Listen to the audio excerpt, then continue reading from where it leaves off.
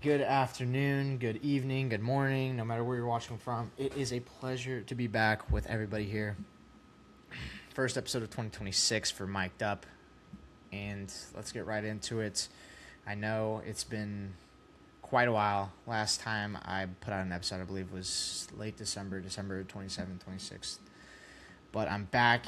Lots of great news. Lots of great sports to cover. Football's kind of coming to a close, and we're going to transition into golf and baseball, and then we got NBA Finals, NBA All-Star break, all that shabam going on. But we're going to talk about it right here on the podcast. It is Wednesday, February 4th here in Ponte Vedra, Florida. Beautiful day. Was just driving, going on a drive, windows down, gorgeous day. Make sure to get out if you are in the area. If not, you're just going to be a hermit like me, sitting inside all day, talking to yourself about sports or to anyone that's listening. But despite that, we are back. Hope everyone's been having a great new year so far. For a lot of people that are watching that might be students in college or high school or whatnot, hope the semester's going well. But yeah, let's get right into it. So obviously we're going to start off college football. Recently just ended national championship, just capped off a great playoff race here. Great win for the Indiana Hoosiers, the first national championship in school history, so that's great for them. Obviously, Fernando Mendoza joins the list of tremendous college quarterbacks to win the Heisman and the national championship in one. Notably, Joe Burrow is one of them, I think. Obviously, what's his name? Tebow, I believe, was also on that list. Some other guys. I know there was a list out, a graphic or something like that by CBS Sports that went out listing those guys. But yeah, no, it was great. It was a gritty natty for Mendoza. Obviously, he put his life on the line for some of these, moments in the national championship game. Obviously, a gritty player. Going to be a great fit in Las Vegas, I would hope. Obviously, they already have Brock. They have Gene T. They have not too familiar with their wide receiver core, but I'm sure that some Raiders fans could enlighten me. Obviously, if they have the rest of the draft and the rest of the offseason to chase after some parts, chase after some bits. Great game, obviously, and as you know, Georgia fans, likewise, such as me, they saw that game-sealing interception coming from a mile away. Same fashion that he lost to Alabama on a year ago in Tuscaloosa. Just got a feel for the guy, but make mistakes. I mean, you can't really get him for one mistake. I mean, he's been balling out all year. He balled out all playoffs. He's the reason that they got to that point, and also that defense as well. But yes, so that's kind of what we got going on. And a lot of people are saying Curt Cignetti is a better coach than Kirby Smart right now, which I don't know. I mean, when you lead back-to-back national championship teams, you can talk to me, but I don't see it. Curt Cignetti also being under Saban's wing, kind of in that whole coaching tree of people like Kiffin and Sark and Fisher and just the whole train of Alabama coaches to come out of there. Absolutely insane what Saban has done for this sport, and obviously very much a smart guy to get out before NIL really hit the fan. Huge point of focus today for the show. So that's a huge thing we're going to be talking about here. But yeah, so Fernando Mendoza, Iowa or Indiana, they won the national championship. They got to live it on for another year. Hopefully, chase it again next year, back to back. Do I see that ever? Do I ever see back-to-back national championships happening in this day and age in college football? Hell no, not a chance. You need to be better than the best team of all time to be a two-time national championship back-to-back in this day and age, especially with NIL, especially with the transfer portal, especially with all this business that's been going on. But yeah, so speaking of NIL, speaking of all this bull crap and whatnot, despite getting away from that, it's been booming, and through this booming, we've had like a little bit of a break with all the NIL and shit like that, and then perfectly this weekend came up in this break, and we had the Senior Bowl. That's a day where not a lot of people were kind of thinking about NIL and all this blah blah blah bullshit, blah blah blah, whatnot. The whole shabam of NIL and whatnot. It was It's quite the game. All right. Garrett Nussmeier named MVP despite throwing 5 for 8, 57 yards, interception, which was not his fault. He did have a rushing touchdown and quite a few rushing yards. Looked great, obviously. I think that a lot though of the attention that's drawn towards the Senior Bowl is more towards one-on-one practices and stuff like that, and the tryouts and whatnot.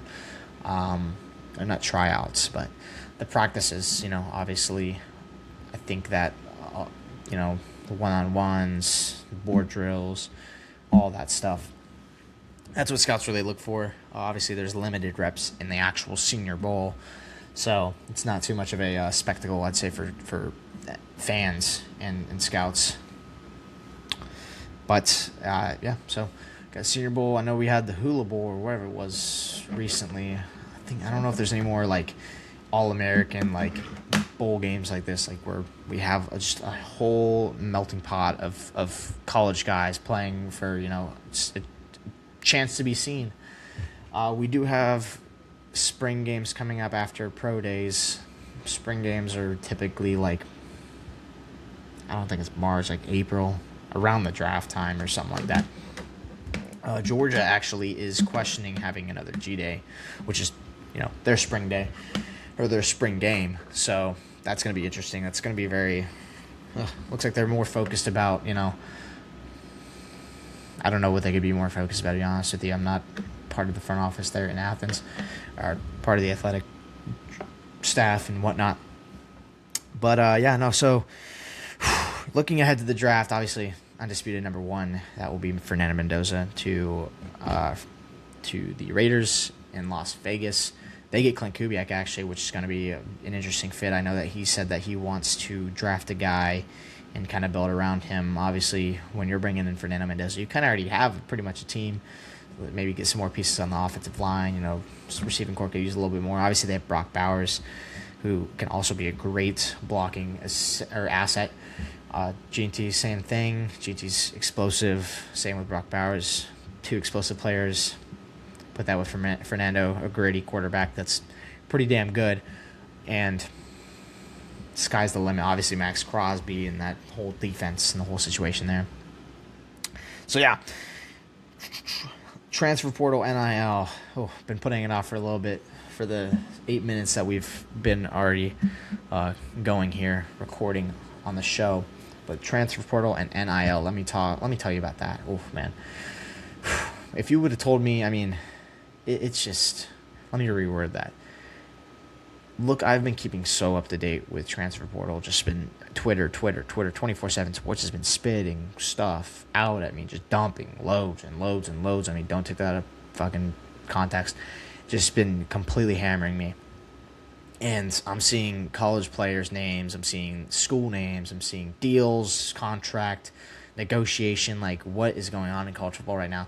And that's the world we're in right now, and it's really going pretty much downhill. And it's going to keep going downhill from here. NIL, we took it so far out of proportion, it is insane. We have, like I said, we have these words that are getting thrown up in the air. It's professional at this point. At this point, there are guys that are making more than NFL players in this sport. And I think that's just, it's just absurd. It's just insane. And years ago, I wouldn't imagine we got to this. Obviously, pushing for lots of NIL stuff. I was just a supporter of a lot of this stuff. A lot of people were. But is this exactly what we imagined when we said that, players should be paid? You're making all these, from boosters, and you're making it from, the success that you're putting on in college football, and you're making all this money. And it's right that you're paying your players, but there's not really a cap limit. That's the only real solution to this. If you put at least some restrictions on it, it'll make it a lot better, and it'll make it a lot even grounded. And even for some big programs I'm sure that Georgia isn't financially struggling, but they definitely can't get any motion in the portal. And I'm kind of confused as to why. I don't know what Kirby's kind of opinion on the portal is. I know that he's more of a developing players type of guy. He's more bringing in recruits. He's worrying about the younger guys more than these 24, 23-year-old guys that should be in the league already, like Carson Beck. And that was a huge thing. I remember seeing watching the national championship game, and the average age for Indiana's players were like absurd, like old for college players, and it's just wow, it's disgusting. So that's basically, I mean, transfer portal. You listen, I don't really think it's so much as more about recruits anymore, unless you find a needle in the haystack, like Jeremiah Smith, potentially Bryce Underwood. I mean, he's been playing fine, but it's just I don't know that whole Michigan situation's been like blah blah blah. But unless you find like a stellar piece that's been like clicking from day one, which is the only real name I can think of is Jeremiah Smith, because he has literally been like a needle in a haystack for Ohio State. He's not a guy that transferred in. He's a guy that stuck with Ohio State, and he's been playing with them, and he has been balling out. And there's no speculation of him transferring. I don't know why you'd want to transfer out of Ohio State anyway, unless you're getting paid by Miami like $4 trillion, because it seems like it's all just circulating around Miami. A lot of this drama that's going on. Obviously, we had kind of what I want to say is the stapling factor of NIL and how out of hand it can truly get was Carson Beck's whole ordeal. The whole $4 million deal. He declared for the draft after, I wouldn't say a disappointing year with Georgia, but a disappointing end to his what would be final year at Georgia, not his final year in college. Obviously, he got the $4 million deal with Miami, went there. The rest is history, for the most part, up until this point. So Carson Beck has no more eligibility. He's going to the draft as like a 23, 24-year-old dude. And this dude's pretty much, there are rookies, or there are probably second-year guys that are younger than this dude. So instead of people like, declaring early, you don't really see that much anymore. I mean, Carnell Tate, I guess. I don't know why his name kind of popped into my head, but Carnell Tate, I haven't heard much about him bouncing around. Correct me, Ohio State fans, if I'm wrong, but the dude, I mean, he seems pretty loyal. I haven't heard about his name too much. I don't know if he's a junior. Like, I'm confused. But, I mean, something like that. You don't see many of these stories anymore, it seems like, about guys declaring early, at least these bigger name dudes. And it's really unfortunate. And we kind of lost this whole sense of tradition, this whole sense of loyalty, this whole sense of the love of the game. And I think that's kind of my motto for the show, and you're going to probably see that a lot this year, because I think that's going to kind of be my staple motto for like the most part. Obviously can't trademark it because don't know how to do that, and second of all, it's just it's a universally used term or phrase, as some may say, for the love of the game. And I think that for the love of the game, a lot of these guys have kind of lost that touch, that feeling of being tied down to a team and being repping that team through and in and out. And Jeremiah Smith is kind of like one of those few guys that actually does that. Julian saying, I don't really know the same for him. I'm kind of circling around Ohio State here, because I think that Jeremiah Smith, not to be a Glazer, not to just kind of single him out or juice him out, but I mean, it just kind of seems like he is a high talent player playing for one of the highest, one of the greatest teams in college football right now, and he is just. There was rumors that he would be going elsewhere if he lost the national championship game, or not if he lost in the playoffs, didn't go to the national championship, didn't succeed with them to that extent. He's still been succeeding with them, obviously. But there was, I don't want to say rumors, but there was people that were kind of making speculation that with Brian Hartline, his offensive coordinator, going to USF, not saying that would ever happen. I don't know why he would go from Ohio State to USF, but that would have been crazy. That would have been insane, let me tell you that. I mean, I don't know who would really pair up with him. Michael Van Buren, maybe, since, all of our team, as you may know, left for Auburn. Another thing I did want to talk about, actually, also, is that, when I talk about this whole sense of loyalty, I mean, that's a different case. This isn't really much about NIL money. This is about a better opportunity and a better conference. I don't want to say better team, because I feel like USF could beat Auburn, last year, any day of the week. I don't care if Auburn put up a fight against Georgia. I don't care if Auburn, I don't care what Auburn is, but I think USF could beat the brakes off last year's Auburn team, for sure. We beat Florida, and they're pretty much, yeah.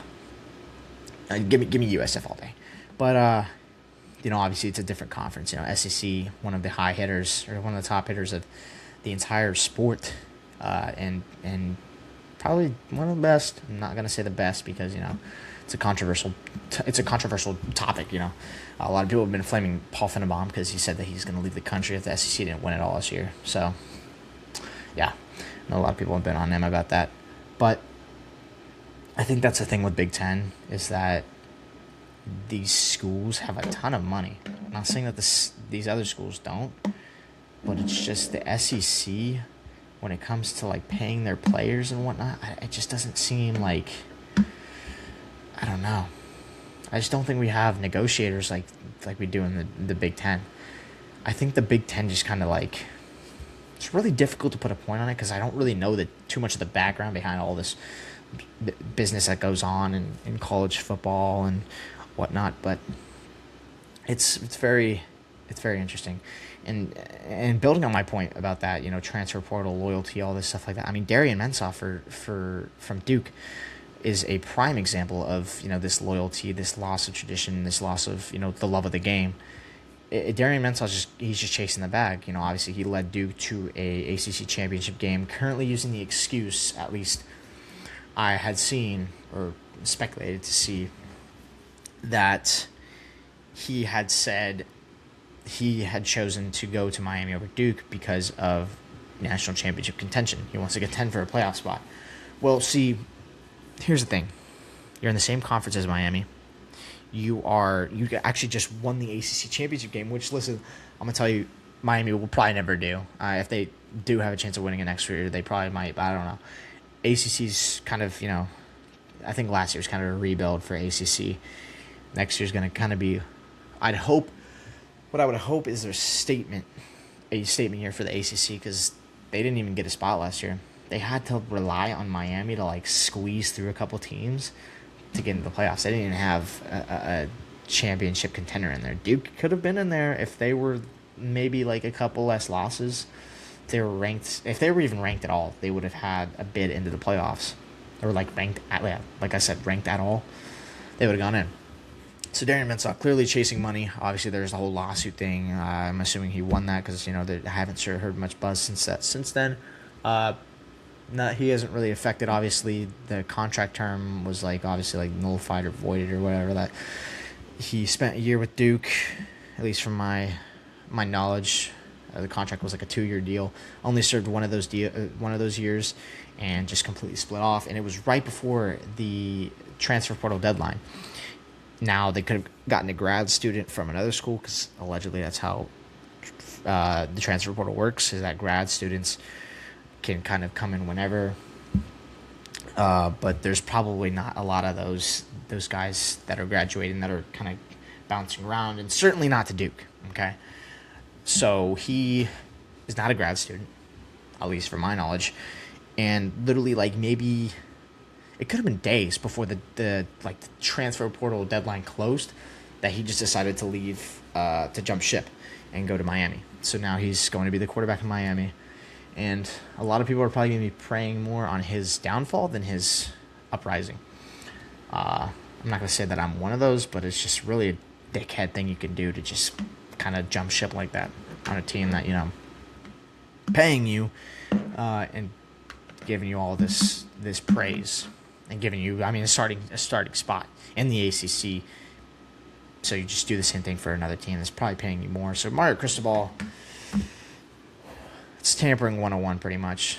I'm not exactly sure the true deadlines or the guidelines towards what the true definition of tampering is, but that sounds like tampering 101. Obviously, we've had the whole Pete Golding, Dabo Swinney thing with tampering and whatnot, blah, blah, blah, blah, blah. Dabo, got to focus more on your team than some other guy's team. Screw off. I know that he's just being stubborn and whatnot. Probably his last year next year if he doesn't. That could have been his last full year this past year for Dabo. We're not going to go too much into detail about that because, that Clemson's just at this point a lost cause. But, yeah, and that's the thing.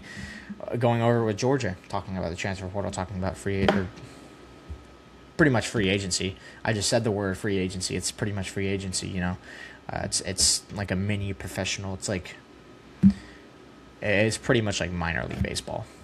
It's the same thing. It's not even college baseball. Because at least with college baseball, you don't have, players doing stuff like this and these notable like lawsuits because you're breaking contract and jumping ship and abandoning tradition. You're not being loyal to the cause and being loyal to your team, and just being complete. You're not even focusing about your team, you're focusing about yourself, and you can only do that to an extent. So so Darian Mensah, best of luck to him, but no hard feelings if he doesn't end up working things out with Miami.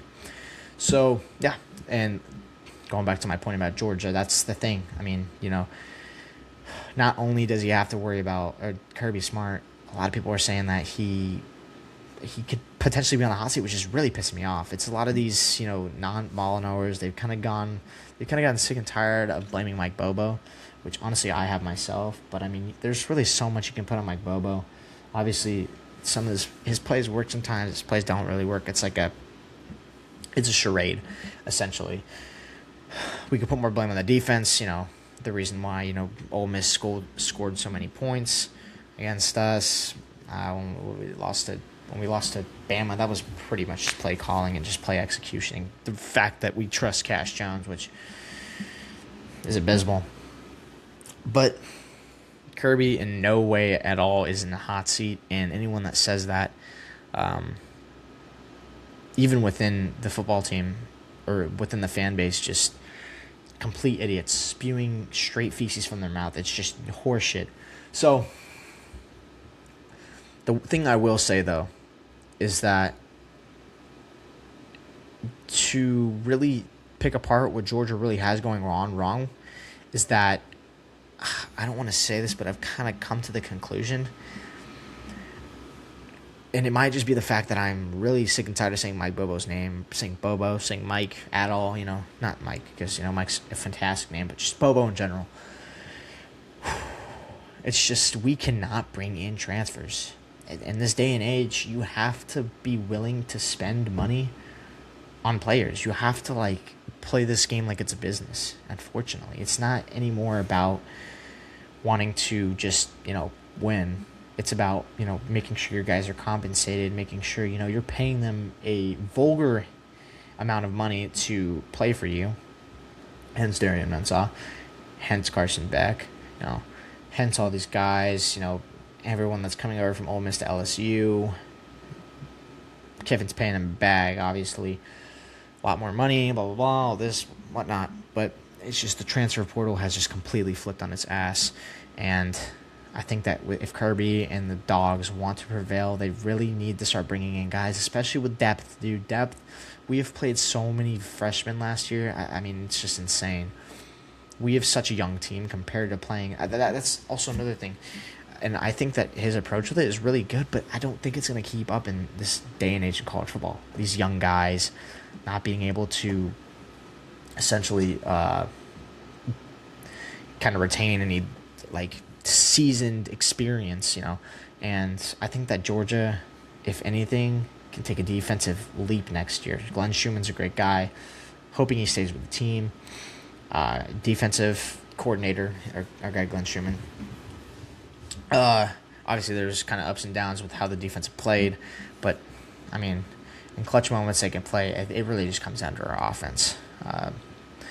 And I don't want to say this about him because I really do appreciate him and I really do like him. I do love his heart, but not to say Gunner Stockton's bad, but I think that if you want to be a national championship winner or contender, even in this day and age, Gunner Stockton next year has to be elite.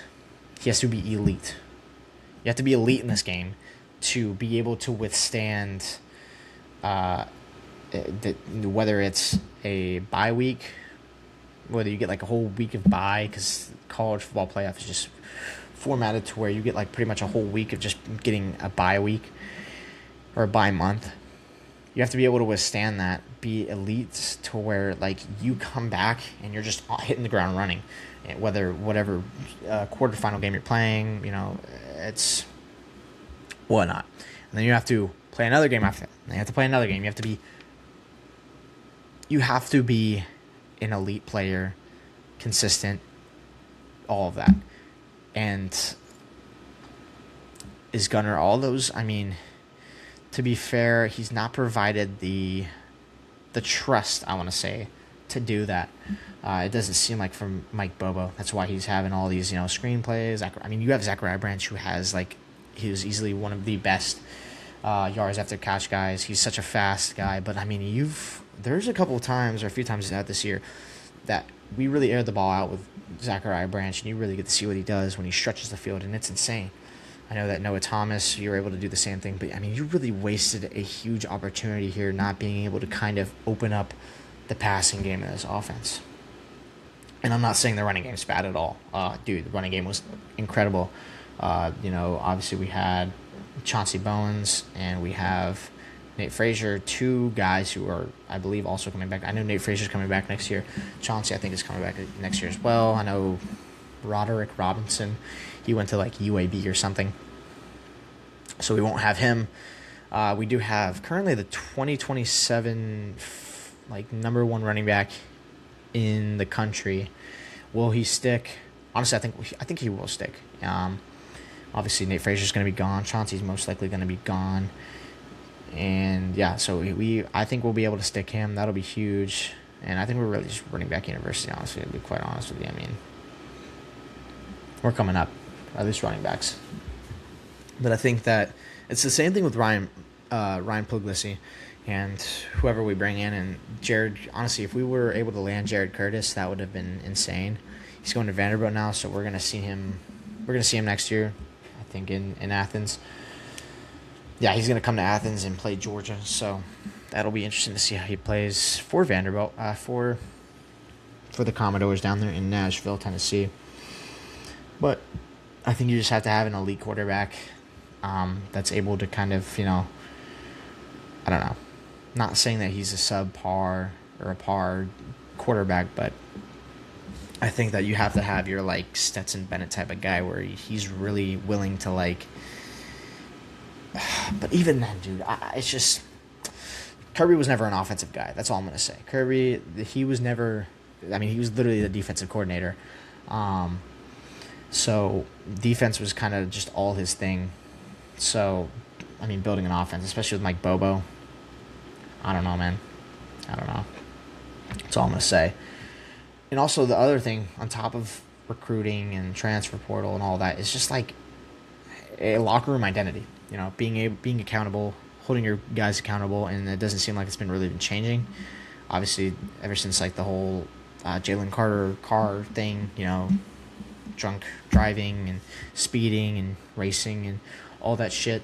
I know recently Georgia had, I think it was a freshman or something like that, freshman, sophomore, got locked up and got kicked off the team for stealing.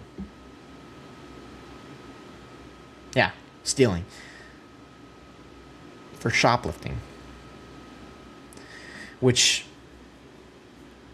of all crimes you could have committed and get caught for, that? Are you serious? Probably stole a box of Cheez-Its from fucking Publix or some shit, or Kroger. I don't even know if Athens has Publixes. Publix is even stretched that high up. Oh, they have Publixes in Kentucky, or one at least, but, But here's my thing, though.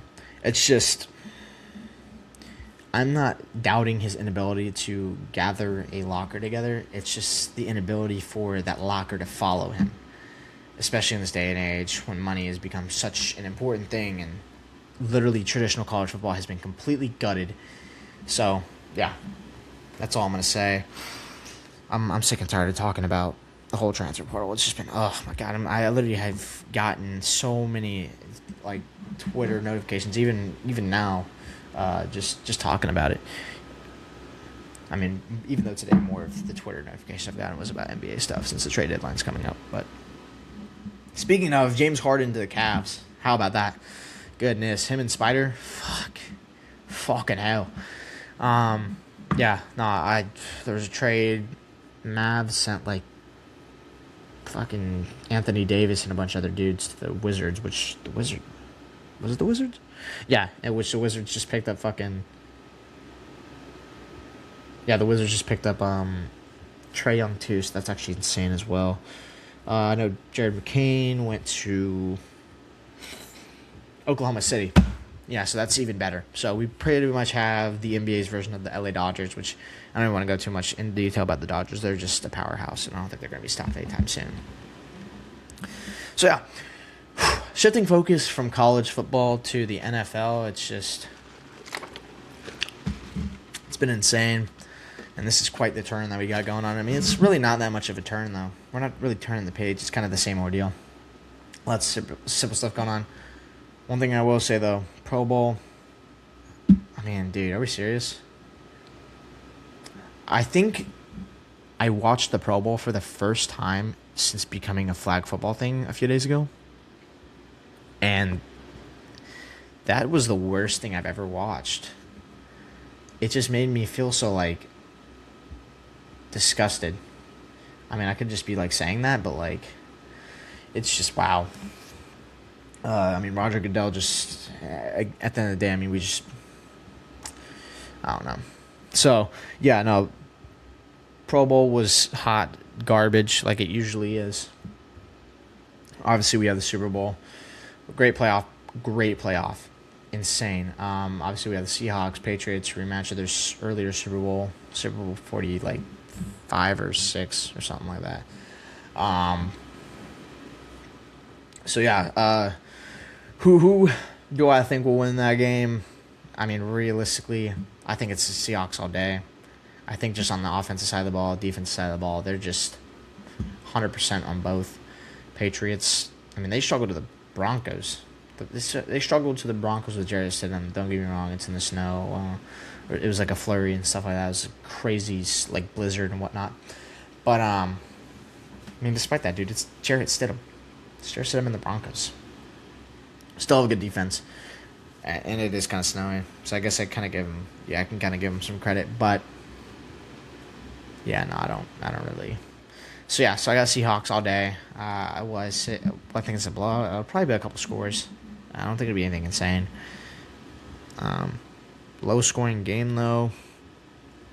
I think it'll be like a mid scoring game, somewhere in the 20s or the 30s. That's kind of high though. I'd say somewhere in the 20s is where it's gonna be at. Not 24-28 like how it was last time. Yeah, but I think that in this week or 2 weeks that we've had off since we've really watched any real football, not gonna count this fucking Pro Bowl as real football. Some sissy bullshit. So lots of coaching stuff going on. All the coaching spots have been filled, and Sean McDermott is still out of a job. But I think that, getting paid as an NFL coach doesn't really... You can probably live off that for a little bit, or a little while. Talking about that, though, wow. What a dumpster fire the Bills front office is. Insane. I think it was their GM. I think it was their owner. I remember watching a video, a press conference. He was saying something about, like, oh, yeah, we figured out we wanted to change direction or fire him, after the game. It wasn't just what happened in the game. Or no, he said it was what happened in Colorado or Denver. And he's going to base him off one game. So what about the divisional playoff in Denver against the Broncos? 3 interceptions or so, or like 4 turnovers for the guy Josh Allen. What about that says that's on Sean McDermott? The guy just made like the worst game of his entire career, and you blame it all on Sean McDermott, the guy that's led you to 5 consecutive AFC East championships, 5 or so, who's also, led you deep in the playoffs every single time, just falling that bit short to Patrick Mahomes. You're going to blame that on Sean McDermott? If anything, blame it on the offensive coordinator, who is now the head coach, Joe Brady, of the Bills. And Josh Allen's still on the team. Remember Coach JB from, if anyone remembers Friday Night Lights on Netflix, remember Coach JB was ripping into Josh Allen. My gosh. But part of me really hopes that Josh Allen saw that, though. Because, I mean, dude, JB had a point. Coach JB had a point saying, pretty much, oh yeah, I should be the one crying up here, as point of view from Sean McDermott. Oh, he's a crybaby little bitch, blah blah blah. I mean, a little excessive, but anything to get your point across. But yeah, so I think Josh Allen's really the problem there in Buffalo. At least at that point, he was. He was just kind of seemed like he was having an off year all year. But for the Bills, it's rough sledding. It's gonna be rough sledding even more. I don't see it getting better. I mean, you really didn't make a difference, like a good difference. You made a difference, but not a good difference. Oh, congrats, Sean McDermott's out there. There's the issue. Now Joe Brady's gonna come in, a guy that is not foreign to the program, which isn't a bad thing, but a guy that also contributed to the team that just lost in overtime to the Broncos. So that's where we're at. And gosh, that's all I'm going to say. But yeah, other than that, coaching situations for the rest of the league have been looking all right. We got Harbaugh in New York. Great for them. They also got Matt Nagy from the Chiefs, who's going to be coaching up Jackson Dart. That's going to be insane. Watch out for the Giants next year. Malik Neighbors, obviously, Wan'Dale Robinson. Giants fans, fill in the blanks, please. So that'll be interesting. Obviously, Cam Scatterbo, he'll be back sometime next year. I don't think he'll be original. I mean, he might start off the year. So, yeah, Stefanski in Atlanta, which we have a lot to talk about Atlanta. And Clint Kubiak to the Raiders. That actually was announced a few days back. I want to say at the day of the Pro Bowl or after that. So he will be there, most likely coaching Fernando Mendoza, Brock Bowers, Ashton Jeanty, Max Crosby, those guys. Carlos Santos, is that their kicker still? Not that matters. But he'll be the guy in Las Vegas for the Raiders. So that'll be huge. That'll be interesting. I know that he said that he wanted to draft a new guy. He wanted to go to a team that didn't have really a stable quarterback and kind of draft their franchise guy and build him up. So lots of high hopes for the Raiders there, especially after such a brutal year with Geno Smith in company. But yeah, so Belichick, just random name came in. Belichick, obviously, we going away a little bit from the coach hiring for a second. We talk about a different coach. Belichick, obviously, is robbed out of the first ballot Hall of Fame. That's insane. I remember seeing, Stephen A. Smith talking about that, how that was such a big, insane thing. I mean, it is insane. Dude's played in 20% of all Super Bowls. At least from what I've seen in numbers, he's coached in. Did I say play? No, he's coached in 1/5 of every Super Bowl. I think it was, or 1 out of 5. But yeah, no, he's. I mean, that's insane. So yeah, no, he's not going to be first ballot. He'll definitely get it next year, but that's insane. First ballot is obviously a huge accomplishment. I didn't actually check the list to see who the actual guys were going to be in Canton. I can actually search it up right now. But for that, that's insane for Belichick. But yeah, other than that, talking about coaching hires.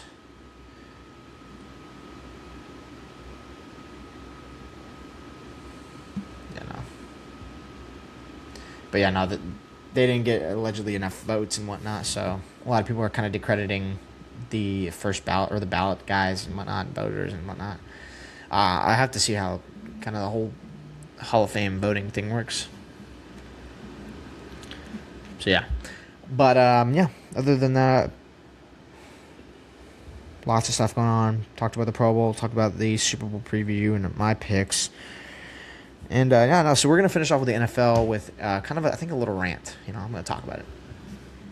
So the Atlanta Falcons,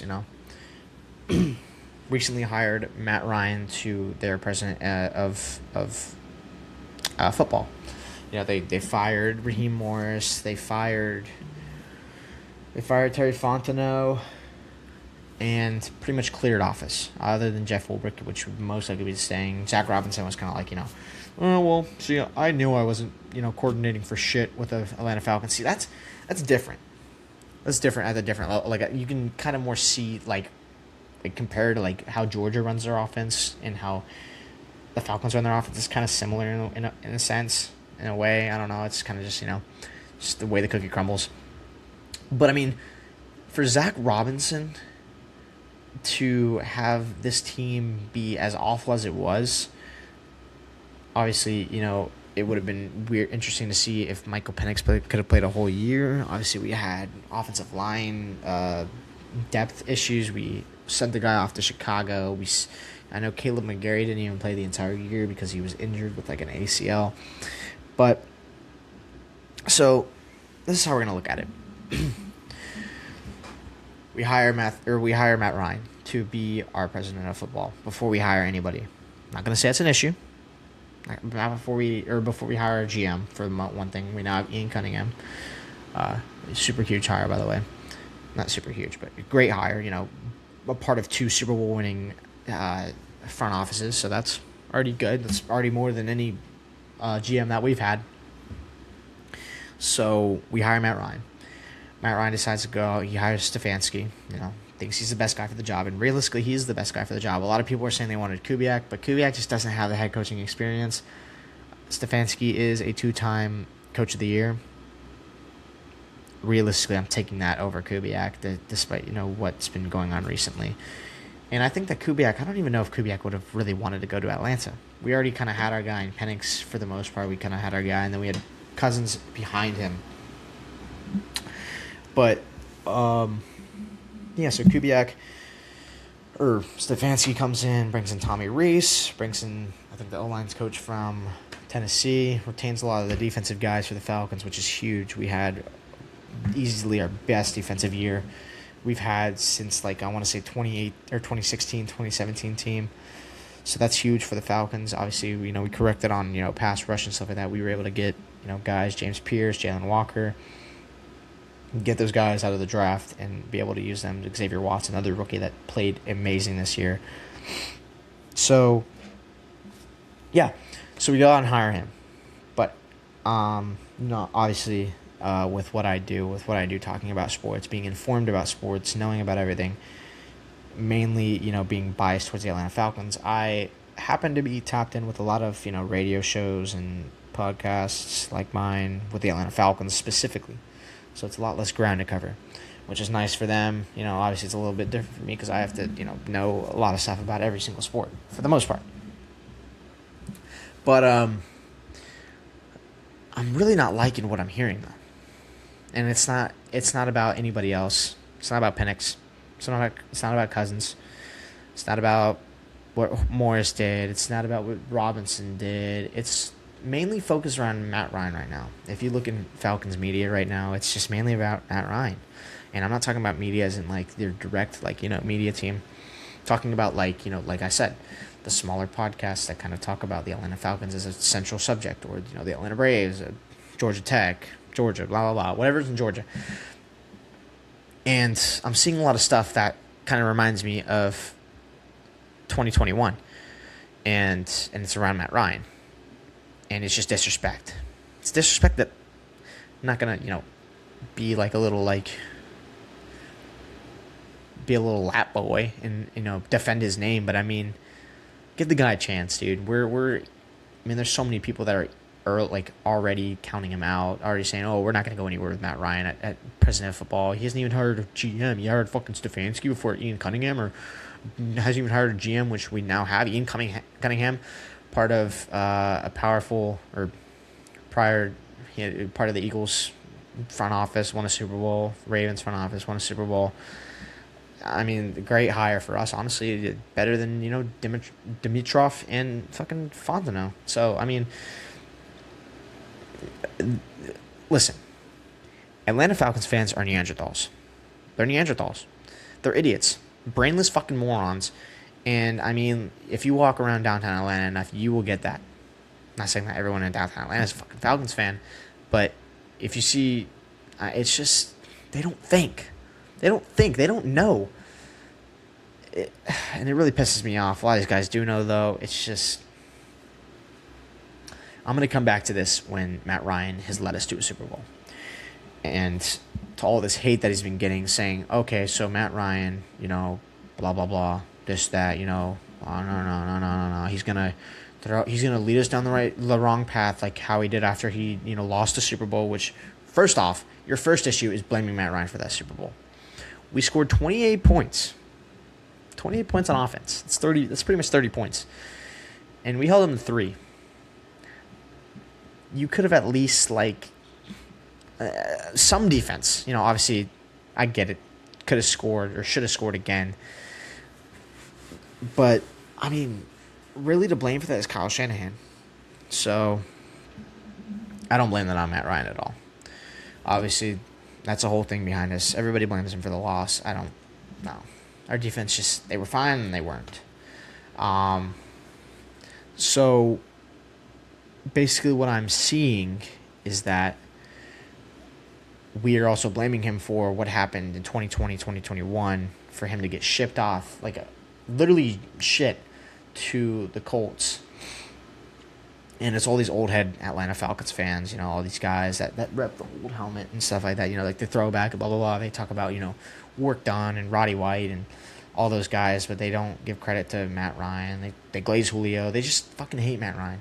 And honestly, it's a lot of them that are kind of bringing out these, racial stereotypes within the league and saying, oh, well, dude, what happened? Why aren't they hiring any black coaches? Why aren't they hiring?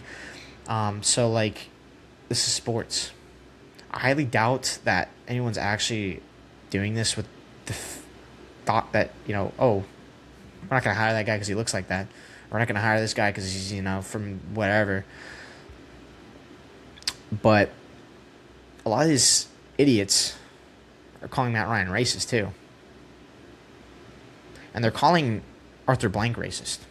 At least I've seen. It hasn't been, huge. I've just seen mass media, or not mass media, for, a good amount of media talk bad about Matt Ryan. I've seen, a little bit of people here and there bring about race. I know that there's been pages on Instagram, news pages talking about sports and stuff like that, saying, oh, no black coaches, no. Okay, so if Atlanta's racist, obviously we just had a black coach for 2 years. Terry Fontenot was our GM, also black, for 5 years. And I don't get it. So, I mean, it's just people just trying to spread information or misinformation. They're doing it for clicks. I understand what they're doing.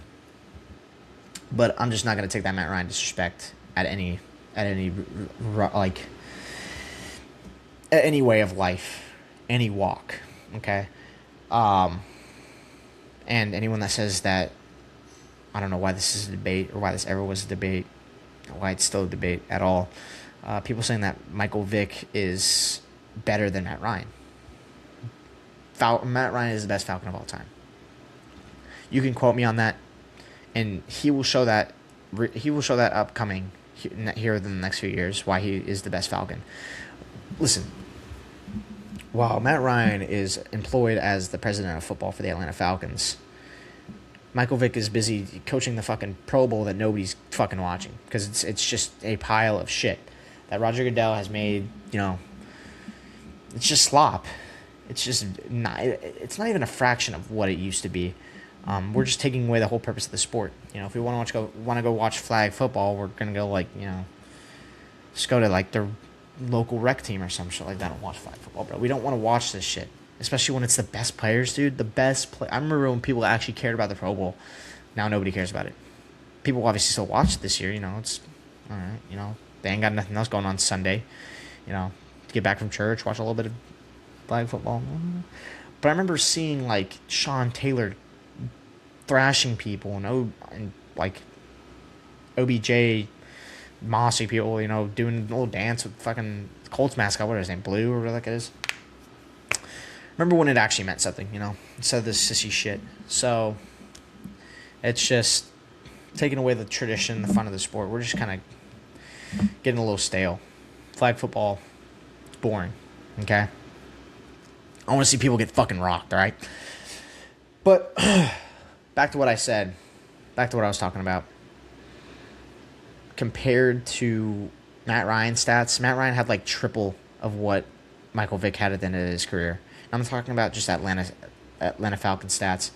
I'm talking about Philadelphia. I'm talking about all this stuff. And if Michael Vick is really the best thing for Atlanta's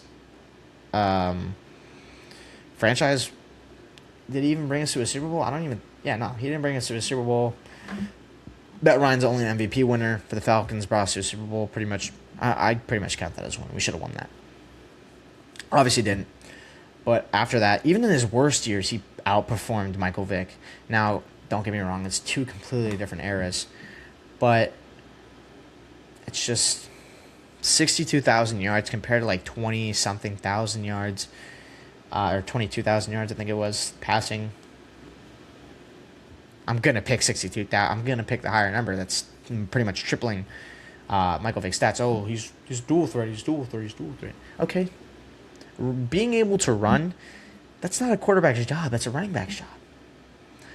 For Matt Ryan, that was Devontae Freeman's job. That was Tevin Coleman's job. That was Ito Smith's job. That was, I don't even know if he ever played with Work Done, but that was Work Done's job. Sometimes it was a receiver's job. Sometimes it was Julio's job, blah, blah, blah, whatever. But, yeah, no, that's just the debate that needs to be silenced. And I know that for a lot of people that are just casual NFL fans, they don't really care about this debate. But I really saw it, and I've really been excited to get back on the podcast and talk about it because it's just really annoying. So, yeah, that's my little rant about that. But for what's coming up next, obviously, we're here in late winter. I don't know if you'd consider this late winter. According to the groundhog, it's late winter, so because we only have a little bit left. As I'm talking to you here, 3:13 p.m. on Wednesday, February 4th. It's currently 2 days out from the Winter Olympics. The opening ceremony is Friday. It's going to be interesting. It's going to be fun. Love the Winter Olympics. Super excited it's back. Super hyped for bobsledding. The weird little shuffle shit, like the little, what is it? It's like a bowling ball, but it's not, and they get the little, they shuffle the ice in front of it. You'll probably get the idea. Snowboarding, skiing, all that stuff, very fun. They should put snowball fights in the Winter Olympics. That shit's fun. NBA All-Star Game is next week, I believe. Yeah, week to follow or something like that. A couple weeks after that. We have in March MLB opening day. Well, I think MLB opening day is actually in April. I think that's just kind of for spring. Obviously, we have spring training coming up. We have MLB opening day. We have the FIFA World Cup in the summer, which is going to be sick. That's going to be insane. That's going to be very nice. Obviously, golf's coming back. Huge. It's kind of always been around, year-round. But, this is where it really gets, everybody's watching it. And everybody's playing and everybody's loving the sport. We got the Masters. We got the Players' Championship here in Sawgrass. Actually, in Ponte Vedra here in Florida, in Jacksonville. Even though, a lot of Jacksonville people don't consider us Jacksonville. It's kind of like racism, how they really don't like anything that's below kind of, I don't really have a border for it. But, I'm not going to go too much into detail about, how, a lot of Jacksonville people don't claim the Ponte Vedra area as Jacksonville. So, So, so we got, TBC Sawgrass, we got Masters, we have Pebble Beach, we have lots of different things going on. It's going to be nice, and then we have the PGA Championship. Scotty will be coming back to defend his title. Obviously, Rory McIlroy, obviously our reigning Masters champion, defending his Grand Slam and whatnot. So yeah, we're back with sports. It's gonna be very fun. I'm covering it all.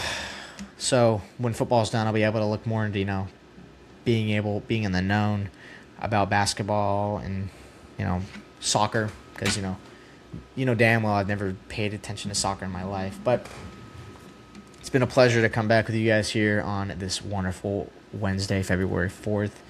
Hoping everybody's New Year's fantastic. So, yeah. Don't let anybody tell you what to do because they don't know you. And chase your dreams. That's what I'm doing right now. Hopefully you guys liked this edition of Mic'd Up. Be sure to reach out. Text me on Instagram. Hit me up. Hit me in the DMs, yeah. MikeDup.sports is pretty much socials for everything. Twitter, Instagram, Threads, even Spotify, I think it is, YouTube, all that stuff. If it's not MikeDup.sports, it's MikeDup_sports. Follow me everywhere. Stay in the known about what's going on. I'm looking to get more interactive with my social media, specifically TikTok. So follow that too. That's MikeDup.sports. I know that's a dot because I've been on the sports TikTok a lot. But yeah, I'll catch you guys next Wednesday. Next Wednesday, I think I'm going to try and do a live stream at like around noon or something like that. Depends on how the rest of my schedule's looking like. Try and do a live stream next week for like 30 minutes, 45 minutes, maybe an hour, kind of like what we did today. But we weren't live today. Also got some huge news coming up. It is hoping to finish that up in the next few days and kind of, give you guys a little sneak peek. Hopefully looking to drop all of that whole business this February. But yeah, hope everyone has a great rest of their day, great rest of their week. I'll catch you guys next Wednesday. You're on Mic'd Up. See you later.